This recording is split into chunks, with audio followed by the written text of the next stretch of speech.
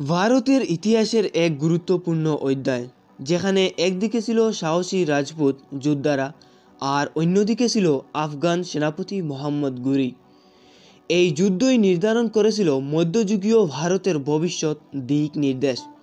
এই যুদ্ধই ছিল প্রথম তরাইনের যুদ্ধ। তাহলে চলুন আজ আমরা জানি সেই প্রথম তরাইনের যুদ্ধর ইতিহাসের কাহিনী। সময়টা 1991 খ্রিস্টাব্দ। উত্তর ভারতের ক্ষমতার আসনে তখন রাজা পৃথ্বীরাজ চৌহান, একজন পরাক্রমশালী রাজপুত রাজা। রাজধানী ছিল থানেশ্বর বা আজকের হরিয়ানার তরাইন অঞ্চল। অন্যদিকে আফগানিস্তানের গুর রাজ্য শাসক মোহাম্মদ ঘুরি ভারতের উত্তরাঞ্চল জয় করে তার সাম্রাজ্য বিস্তারের পরিকল্পনা করেছিল। ঘুরির সেনাবাহিনী 12,000 অশ্বারোহী নিয়ে ভারতের দিকে অগ্রসর হয়। পৃথ্বীরাজ চৌহান 1 লাখেরও বেশি সৈন্য ও 3,000-এরও বেশি হাতি নিয়ে তরাইনের মাটিতে প্রস্তুত ছিলেন। দুই দিকের সেনা যখন মুখোমুখি, বাতাসে তখন ভেসে বেড়াচ্ছে যুদ্ধের আগুন আর রাজপুত গর্বের গর্জন।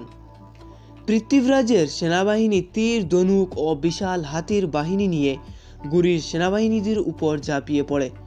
প্রথম আক্রমণেই ঘুরির সৈন্যদল ছত্রভঙ্গ হয়ে পড়ে। নিজে মোহাম্মদ ঘুরি আহত হন এবং যুদ্ধক্ষেত্রে থেকে পলায়ন করেন। এই প্রথম তরাইনের যুদ্ধই পৃথ্বীরাজ চৌহান জয় লাভ করেন। ভারতের মাটিতে তখনও রাজপুত গৌরব অটুট ছিল। প্রথম তরাইনের যুদ্ধ ভারতের ইতিহাসে রাজপুত বীরত্বের এক উজ্জ্বল অধ্যায়। কিন্তু ইতিহাস এখানেই থেমে থাকেনি। এই পরাজয়ের প্রতিশোধ নিতে 1 বছর পর ঘুরি আবারও ফিরে আসেন, আর তখন শুরু হয় দ্বিতীয় তরাইনের যুদ্ধ, যা পাল্টে দেয় ভারতের ইতিহাসের গতিপথ। এই দ্বিতীয় তরাইনের যুদ্ধ দেখতে হলে আপনাদের নেক্সট পার্ট দেখতে হবে। তাহলে খুব শীঘ্রই আমি নেক্সট পার্ট নিয়ে আসব। আপনারা অবশ্যই চ্যানেলটি সাবস্ক্রাইব করে রাখবেন নেক্সট পার্ট দেখার জন্য।